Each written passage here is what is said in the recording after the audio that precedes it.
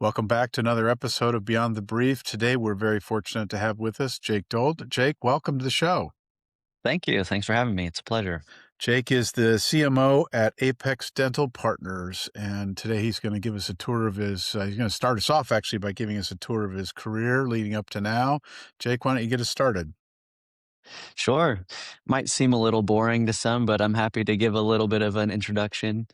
For me, marketing started at a very young age. I grew up in a household where my parents owned a small service-based business, and they tagged me in to help out with putting together reminder postcards and sending them out in the mail. And I thought, hey, this is kind of interesting, and it always kind of struck me as a place that I wanted to be. And I followed that pursuit my entire life. In high school, I competed in the business club doing the advertising side, and then in college, I never thought twice about a different career path. Just stayed in marketing and advertising, and then got out of college and went straight into it. So there's never been anything outside of that for me. I've been in a couple different industries. Uh, did some stints in larger corporations, and decided that that really wasn't the environment that I wanted to work in. The idea of an ad agency at first seemed like a really cool place. I did an internship at one, and um, I decided that I really preferred being more on the in-house side and focusing on local-based marketing instead of national campaigns. And so I've kind of carved out a niche for myself in that realm, doing marketing that's targeted at local businesses, and that presents a lot of challenges, where you don't get the benefit of putting ads all over TV and radio, because you're dealing with much smaller targets. And dentistry, where I am now, is certainly that. You're dealing with 2 to 5 miles as a radius around the practice, and that's your universe, and that's who you're trying to target. And really, you're just trying to master or be the top brand in that geographic area. And so, like I said, you don't get all the benefits that you typically get from being able to run mass media, and you kind of have to get gritty. And um, it's definitely a challenge, but something that I found I'm good at and enjoy doing, and something that I don't plan on changing. I think I'll continue my career in that local based marketing for a long time, at least for the time being. Well, there's definitely a need there, that's for sure. I want to go back in time a little bit. If Sure. I'm reading your background correctly, you had a very interesting internship working with Mhm. Southwest Airlines. What is cabin services communications? Sure. Yeah. So that was my second internship in college, and cabin services communications was a department, or is a department at Southwest Airlines. It's actually what ultimately brought me to Texas. I'm originally from the Pacific Northwest, and I came out to Dallas, where Southwest is headquartered. And cabin services communications is a department where you're dealing with the flight attendants and the provisioning agents, which are two polar opposite work groups.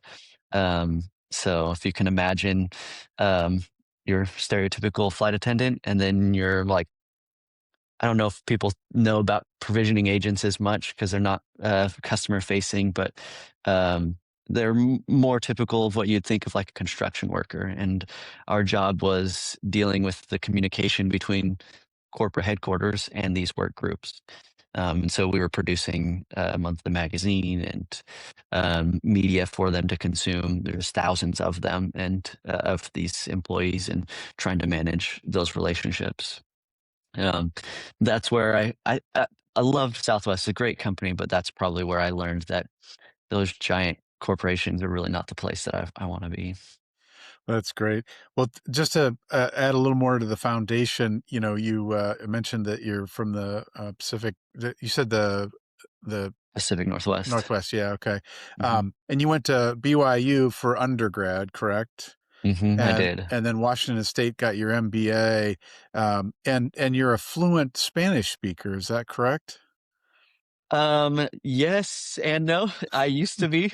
Um, So it's so it how do those all fit together? Because it seems like, BYU and then Washington State, tell us about how you landed in that trajectory. Sure. Yeah. So I'm a member of the Church of Jesus Christ of Latter-day Saints, and one of those things, as part of that, is we serve a mission for 2 years. So when I turned 19, I went to Spain. I lived in Spain for 2 years, and I proselyted the gospel of Jesus Christ to the Spanish people, and they speak Spanish. So I was forced to learn Spanish. And that's where I gained my fluency. I definitely couldn't talk much about how to repair a car engine, but if you want to talk about Jesus or anything like that, I could speak all day in Spanish on that, and then just basic conversational Spanish about how's your day and things like that are very much part of my vocabulary. But that's been many years now, and I'm more out of practice and not as great as speaking as I am at understanding. But I do enjoy going on vacation, and oftentimes it's to a Spanish-speaking country, and so I get to have some practice in that.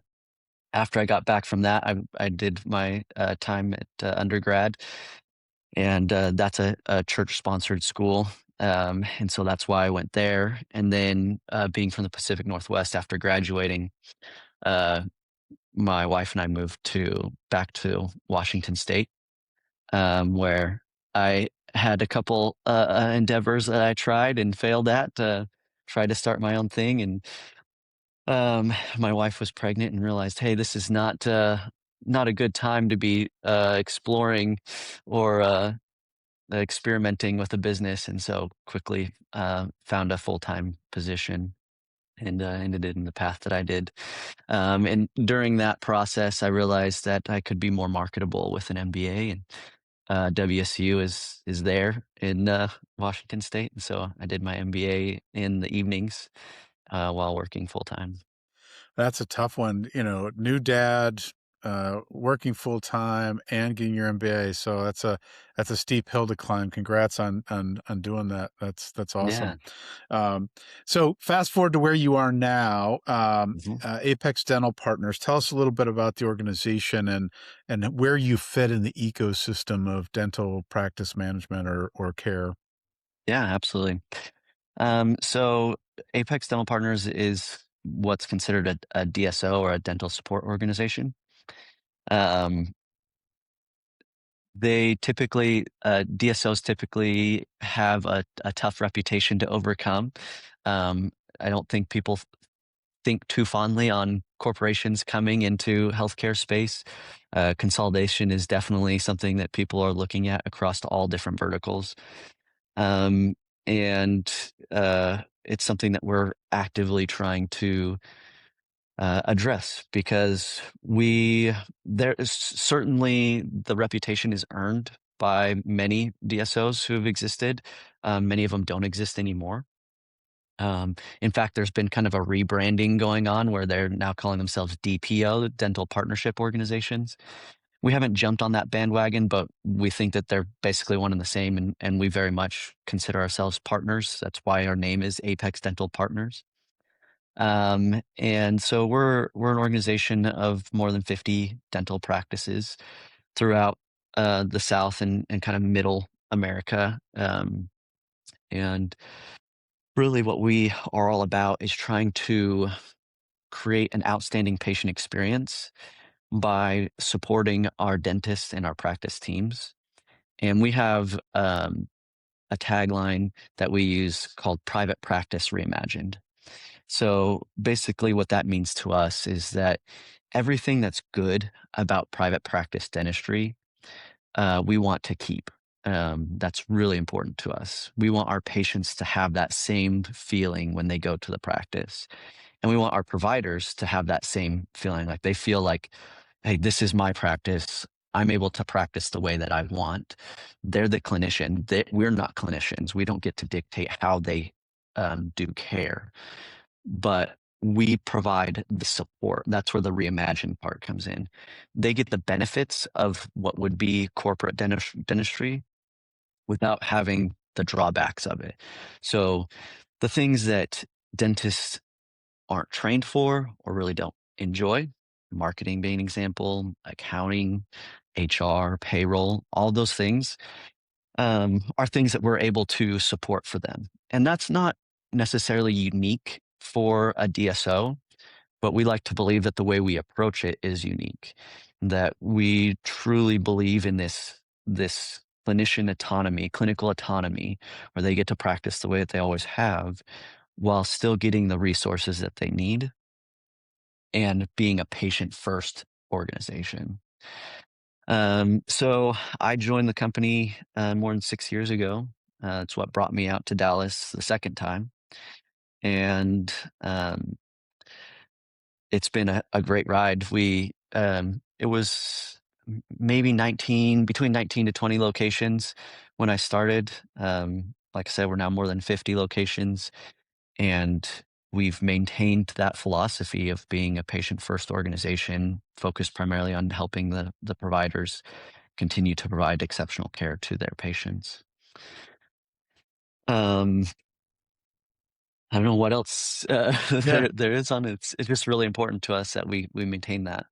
Yeah, I mean, there's lots of categories that have um, a cloud over them, right? Because So of some bad practices or yeah, unfavorable experiences that people have had. The private equity market has bought up lots of industries and consolidated lots of industries, and that continues to be the case. And although, um, I like the way you talked about the uh, others reframing it as DPOs. That's a little bit of window dressing unless it's really experienced. yeah, And as a marketer, one of the things we all have experienced is the deprecation of words because I see when that. people overuse it, and it isn't really in the experience. I mean, Yeah, customers are the ultimate decider of whether that's real or not, right? yep, And your customers are dentists, and then their customers within the practice, right? So it's kind of yeah, twofold. So, how do you, as a marketer, how do you reach out to, what's your kind of strategy for relating to potential practices to join the group? And yeah, that's one market. And then the secondary market is once you're, running the practice for them operationally and, attracting and retaining customers, you have a whole nother challenge of please come visit us within the 3 to 5 mile radius and then stay, right? Because it's not enough to get you there. You have to have a good experience to keep them happy. yeah, absolutely. And you're right. There are those two different markets, and we like to think about it as B2B and then B2C. Yep. Although sometimes when you think about like if you really get into it and you're marketing to the dentist, it can be B2C still. Yeah. Um, but yeah, absolutely. We uh, as a team work on both sides of that. Internally, we call that affiliations marketing and then patient marketing. And so we have the AM and PM is how we we refer to it as the acronym. So what are we focused on? Are we focused now on the AM side, the affiliations marketing, where we're trying to find more partners, or the PM side, the patient marketing? Um, and to your question, like it takes a lot of thought to get in front of the right dentists. We don't partner with just any practice. We're not how would you describe? We're not like a turnaround type organization. We don't buy practices that are struggling typically and then try to turn them around. We're usually to our point about having a outstanding patient experience. We're partnering with practice who already have that in existence, and so we're pretty selective about that, and that makes it really challenging. It makes our audience very small. Um, and so we look for dentists who um, are trying to achieve certain goals in their lives. We were built primarily early on from dentists who had very successful practices, and we're looking to move towards retirement. They're trying to transition out of their practice, and they're willing to stay for a few years to help with that transition. But ultimately, they had a great practice, and they're just looking for an exit strategy. And so, most of our early practices were that that kind of customer profile. Um, and as we've evolved and as the market has shifted, as consolidation has become more and more common in the dental industry, um, there's been fewer opportunities for that, I would say. Um, Either you have dentists who are looking for retirement and have an opinion about DSOs and are dead set against that, or they're getting a lot of outreach from a lot of DSOs already. And so, kind of that initial um, group that were ready to retire has been contacted. And so, there's still them that there are getting to that age, and so there's still plenty of them, but fewer than what there used to be. But we still market to that group. And then there's also an audience who they um, they want to take their practice to the next level, and realize that perhaps they are the limiting factor in that. That maybe they realize, hey, I'm just not a great business owner. I'm a great clinician, but I know my own weaknesses, and I want a partner who can help me with that. Um, Sometimes that means like they're looking for very specific services, like, hey, I need more new patients, and marketing is going to be a really important thing, and I just can't figure that out. Or I'm really struggling with HR and all these problems that just keep coming up. And it's really distracting me from being able to provide the kind of care that I want to my patients. And so they're just looking for a partner who can help kind of either shepherd them and guide them in that, or someone who can kind of take it over. And that's something that we look to do is we come in and be their partner and support them in those efforts. And so we look for those types of dentists who have a practice that's doing well, and they're looking for something more, something that can help them grow and achieve kind of the life goals that they want.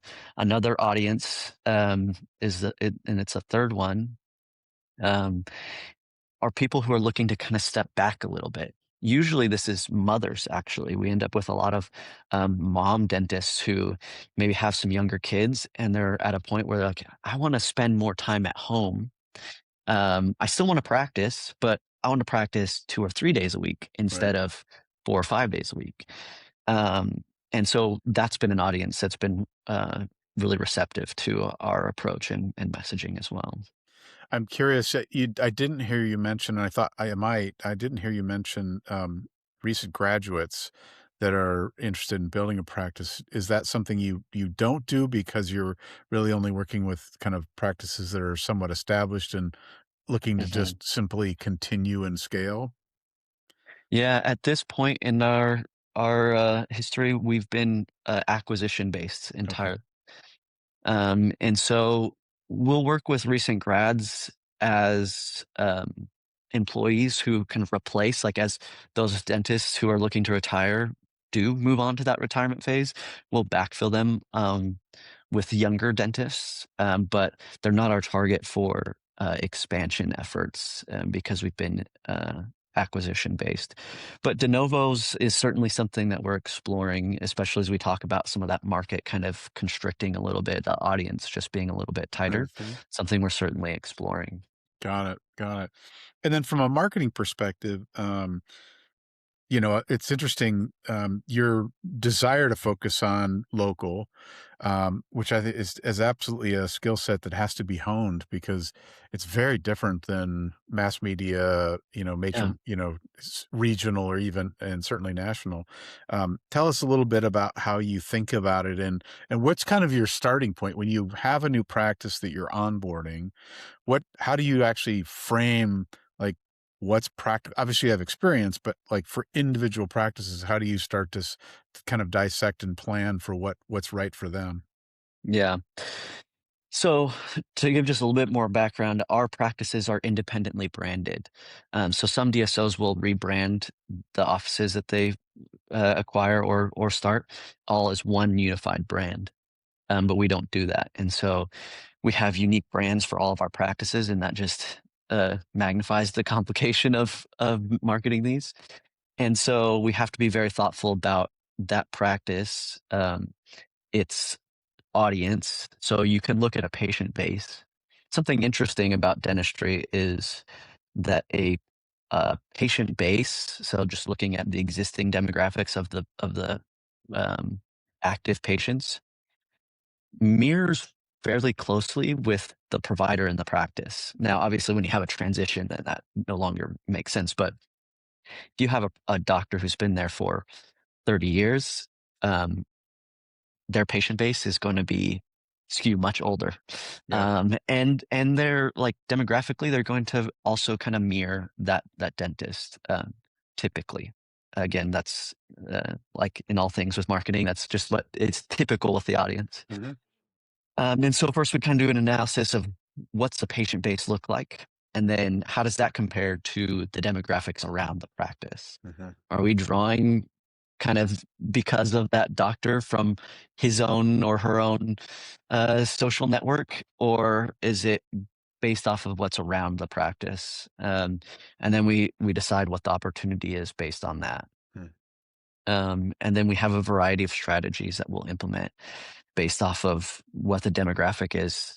Are we going to continue to try to build up what that existing demographic is, or are we going to try to branch out into something that's maybe more close to the practice and more common around that office? So a variety of strategies, like I mentioned. Um, our we have some pretty Uh, well, we don't do a lot of variety when it comes to our paid approach.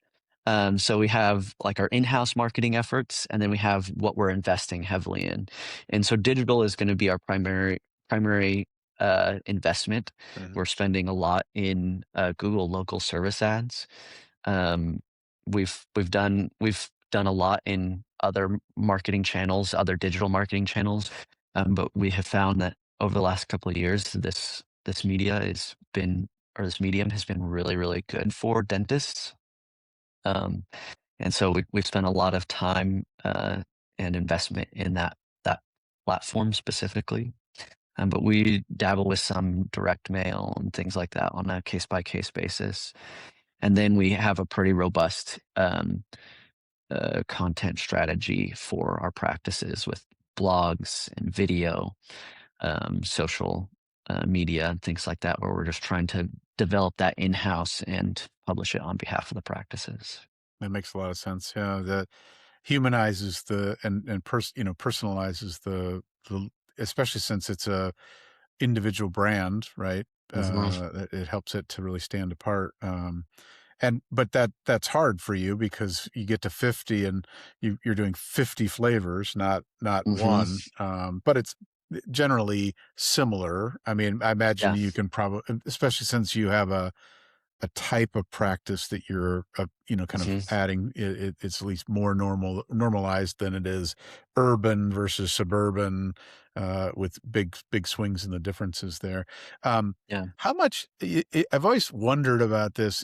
One of the things that's really important to me in the practice I go to is how long the hygienists stick around, Mhm. because not that I build a personal relationship with them, but I've definitely had hygienists I did not like, that they were like, it was like a WWF experience. They'd get in there and, really rough. And, but I've my current practice, the hygienist has been there. We've been in town here in Kansas City for 9 years, and I've been Okay. with the same practice for 9 years. And the hygienist has actually been there for 8 years of that. Okay. And she's great, absolutely delightful, and does a great job. Um, but from a consumer perspective, how much of it is the dentist versus the hygienist versus the quality of experience around booking paperwork and all of that? Because in banking, for example, the reason Mhm. people change banks is an error, or they get acquired, the bank gets acquired, or they Yeah. move. Those are the three biggest reasons, right? Yeah. How is it in dental practices? Well, I mean, you hit right on one of the main challenges that we have to deal with on a regular basis. There's turnover, obviously. Yep. But yeah, from the hygienist perspective, it's funny. When we do our social media efforts, we talk about to the practices about the types of posts that resonate with the patient base. And the number one post that they can create that's going to get the most engagement is a happy birthday post for a hygienist. When they're celebrating Sally's birthday, like it gets tons of comments and engagement. But you put a post about the dentist or somebody else in that doesn't get the same type Yep. of impact. So yeah, the hygienist has the biggest impact on the patients. It would seem from that perspective. Got it. Um, but a big part of um, the marketing team's job is that patient communication because we do have those transitions. Um, we will rename a practice when it's named after the provider. So you've got Dr. Chris Perkins DDS as the practice name. When we partner, we'll change it to something local based. So Kansas City dentist Right. 123, whatever it is. And so we've got to communicate with the patients about that. And there is some attrition as a result of that. Just like you said, when the bank gets acquired, um, you lose customers. Well, when the practice gets acquired, we lose patients, but we have strategies in place to mitigate that as much as possible. And I think we do a really good job of maintaining or retaining as much of those patients as possible. If we couldn't, we wouldn't do it. It wouldn't make Right. sense. Right.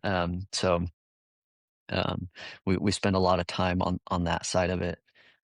Um, yeah. So, from a practice perspective, do you guys have any uh, custom technologies or solutions or platforms that you built for the practice management, or do you simply use some of the existing third-party solutions that are pretty prevalent out there around the finance and billing and scheduling and all of that? How do you guys approach that? Well, this is one of the areas that I think is one of our unique selling points. We have a very robust IT infrastructure. Um, one of our founders has a engineering background, and that has been fundamental from day one in the technology stack that we have, and has influenced what we've been able to do. And we've since built out a very robust team of developers. And so we have a tech stack that's built in house. You have what's called the practice management system, which is just the tool for scheduling patients and maintaining all that. We use a third party for that, but then we've built on top of that a lot of tools that make life a lot easier on the practices um, and add a lot of value. So one of the things that we've done is we've created our own patient communication platform. Um, so we manage all of the appointment reminders, appointment confirmation messages, our review requests messaging. All of that is done on top of the practice management system in our tech stack. Mhm. Um, and we're actively looking, not looking, we're actively building infrastructure with AI to make that even better. There's a tool that's common among third party patient communication platforms. Some call them like waitlist or something like that, where you're trying to fill holes in the schedule. So let's say maybe you missed your last appointment and then you didn't get scheduled, and we're going to now send a message to Chris saying, "Hey, Chris, you it looks like you're past due. We'd love to get you scheduled." Well, that's all automated right now, and it feels very um, mechanical or robotic. And our whole goal is to be very much um, that mom and pop feel. Mm. And so with AI chatbots, you can achieve that. And whenever things start to get a little messy, that's where you do a handoff to the practice team. So we do have real people that are available, but getting those messages put up and sent out is one of the things that we're working actively to implement. And I think that's we're well ahead of the competition in that area. It's going to be Um, Not something that others are not others are gonna not be far behind, and there's certainly already third-party platforms that you can do a lot of this with, but, we find that when you have a unified practice management system, and then you have these tools, you're able to learn so much and Mm, apply it across all these practices, and then make adjustments and build it the way that works best for your group. And so it's a huge benefit to the practices, and we've seen just massive improvements already in the versions that we've been rolling out, where we're able to basically have the teams spending less time not practicing dentistry. So one of the things when I onboard a dentist, we'll do an orientation, or we onboard a new office manager. I tell them one of my biggest fears is that they're sitting in a waiting room or in their office on their phone, their smartphone playing games or doing whatever instead of seeing patients. yeah, And as a marketing team, our biggest goal is to make sure that doesn't happen. right. And these tools that we're building make it so that there's far less of that happening. And uh, you really refer to that, I think, based on what I've read, as patient reactivation, is kind of your general theme. Do you also participate with any of the marketplace, access points like Sesame Care, where any gaps in your schedule can be filled by, a non-patient, that can drop in and pay cash even. I'm familiar with Sesame Care. I helped them launch years ago, and, it's a really interesting solution, but I'm curious, do you have any partnerships with any organization like that? Um, so we have not used Sesame Care, but we're actually in a beta test right now with ZocDoc, Okay. which does primary care and dentistry. I think they have eye care and some others as well. Yep. So we're testing that right now at a few offices. It's still really, really early. I think we just turned it on beginning of last week. So I don't have any uh, a thoughtful perspective on that at this point.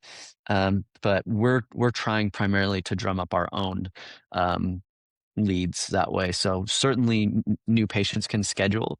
Part of that tech stack that we've built is an online scheduler. So on all of our websites and links on the Google Business Profile and elsewhere, patients can go schedule themselves for appointments. So while we don't have it as much on like these different directories, online directories, they can go self-serve, schedule their appointments. Perfect. And then I know in working in the healthcare arena, referrals are a massive part of the patient-based management. And like GPs, one of the things that GPs think a lot about is when I refer, how do I make sure I get the patient back? Mhm. Is that a factor that you think about? And is there a natural ecosystem across medical, that ties to dental? There's not as much crossover in general dentistry to the medical side. There's a little bit when you start getting into some specialty. Like some dentists will do sleep apnea, where they have oral devices that aren't as invasive as CPAPs. And so a lot of times they have to get a referral from a pulmonologist. And so there's some crossover there. Um, it's the other way around though, where general dentists are referring to endodontists, oral surgeons, or things like that. And so we do have some specialists within our organization, and so there's some trust building there. Um, and then the biggest area where you deal with it is in the pediatric side, where you're trying to get local pediatricians to refer to the pediatric dentist. And so we do a lot to try to build up relationships there, with our endodontists as an example as well, where we're trying to build up trust and confidence that this is a good place to go. Um, definitely something that we're spending a lot of time on. An initiative that we're about to roll out on the pediatric side, though, it's not a direct answer to your question, but it's an offshoot that came up. But we work a lot with the schools on the Mm, pediatric side, and we've just developed this initiative that I'm pretty excited about. We're calling it Reading Rally, and we're putting in we're sponsoring a reading.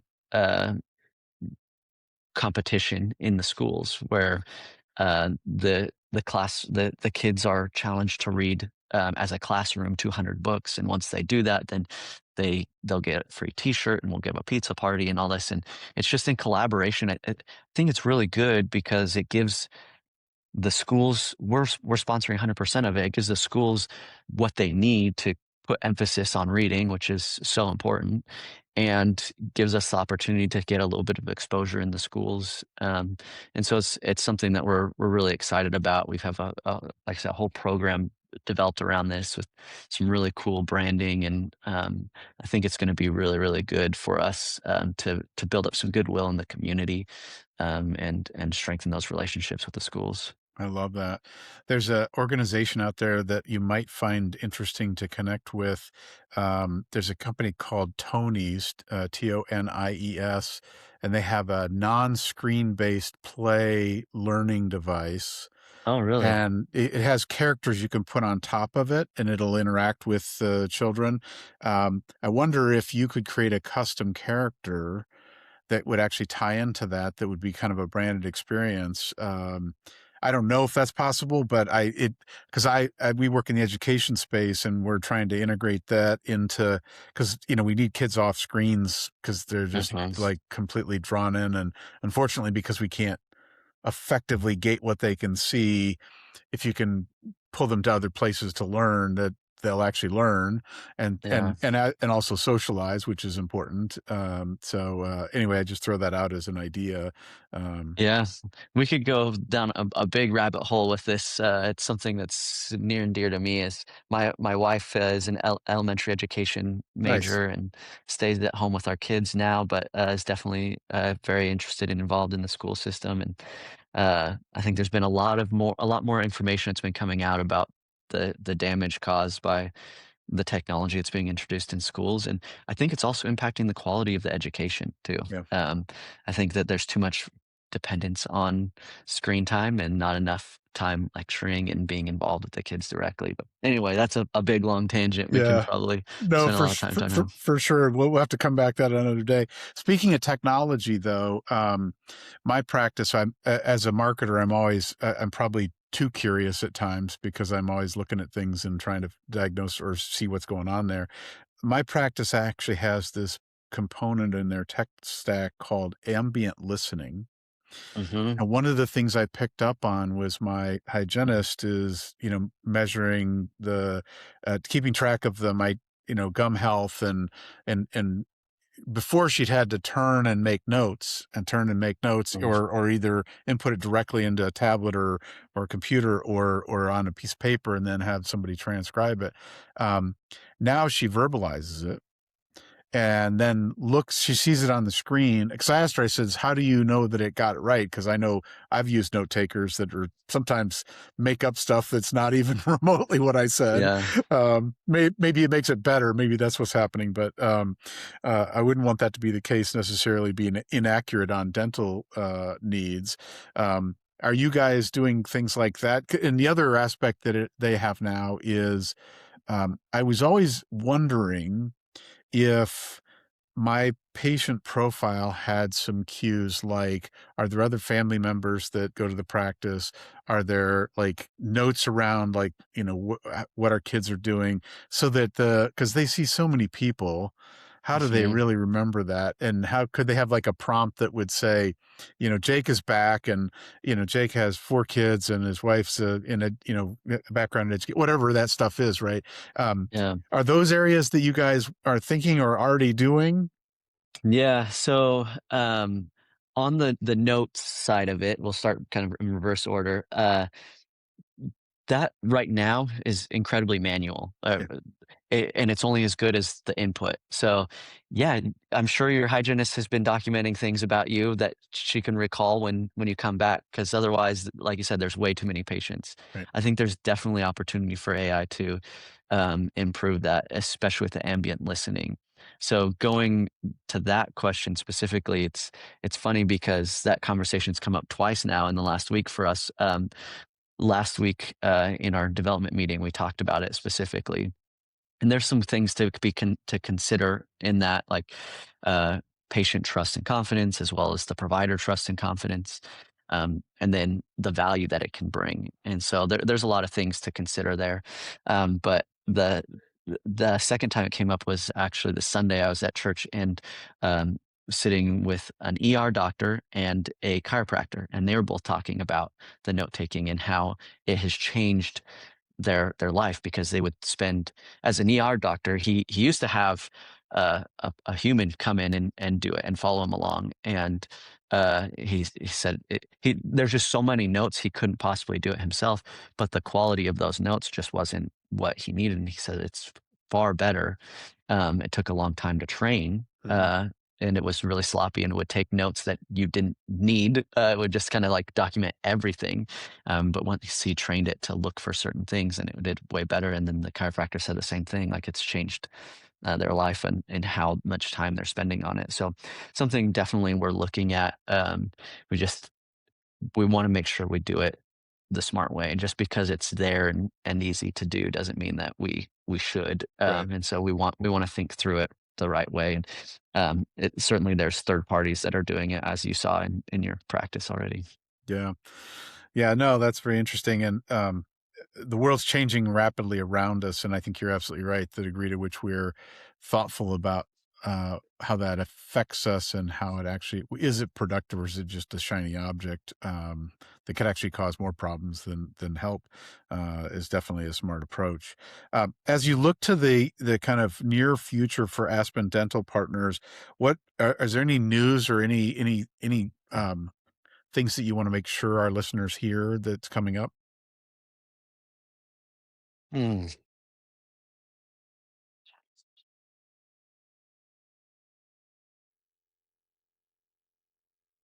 I think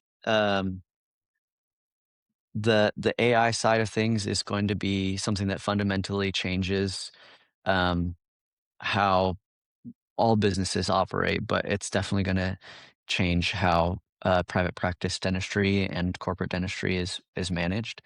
And I kind of on that same topic of whether we should or just because we can doesn't mean we should, um, is going to be something that we're all going to have to address moving forward. And I think that anyone who's interested in Apex Dental Partners, whether you're interested in one of our practices, which you wouldn't be able to see because we're all privately branded that way or independently branded, or if you're looking to join the team or just interested in the organization, I think you can know that we're going to be actively pushing to implement AI, but in a responsible way. We want to make sure we do right by our teams and by our patients, and so we're just going to be very thoughtful about it. But I think we're going to see some big shifts in the patient experience in a good way because we're going to be freeing up the providers and the team members to be doing things that are going to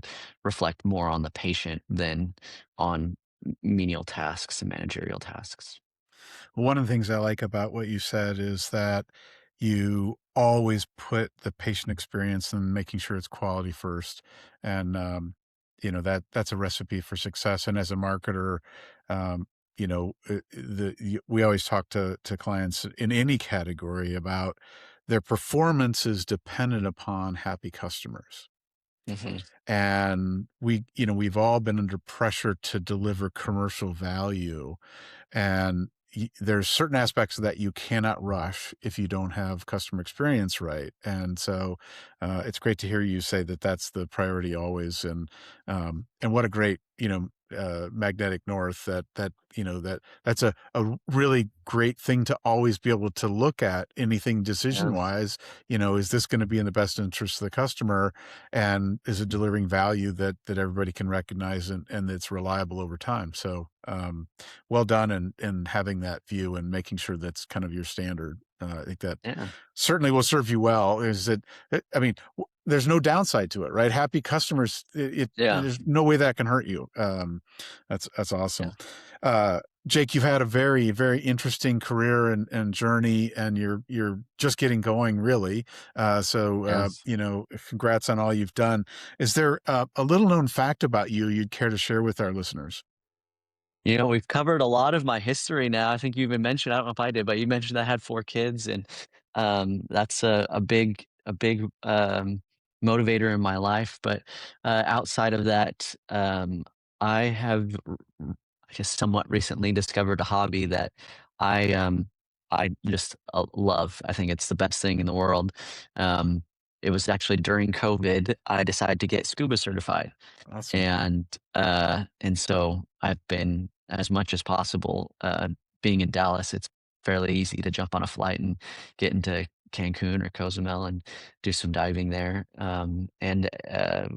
We also have cruise terminals just down south of us, and so anytime I can, I'm in the water, diving, and I mean, I'm not a dive master or anything like that, but I have been diving as much as I possibly can. And every time you go under, I think there's a saying amongst the dive community that there's no such thing as a bad dive. So if you're in the water, it doesn't matter what you're seeing or doing. It's just great that you can be under there and exploring a part of the world that so few people get the opportunity to see. And to me, it's like as close to being an astronaut as you can. Like you get to see some things that are just incredible, and up close and in person. So, one of the passions that I have outside of work and family. Well, I share that love of being I'm more of a on the water as opposed to underneath it, but, Sure. I jokingly say that I have the water gene because 'cause I'm Okay. absolutely happiest when I'm on the water fishing or sailing or Absolutely. something, Oh so, yeah. we share a connection to at least the H2O factor, so Yeah. that's Absolutely. that's awesome. Well, Jake, thank you so much for joining us today on, Beyond the Brief. With that, we'll wrap up another episode, and, Jake, we'll have to have you back at some point in the future. Yeah. It's been my pleasure. Thank you. All right. And with that, we'll sign off. Until next time, take care, everybody, and we'll see you around the interwebs. Bye.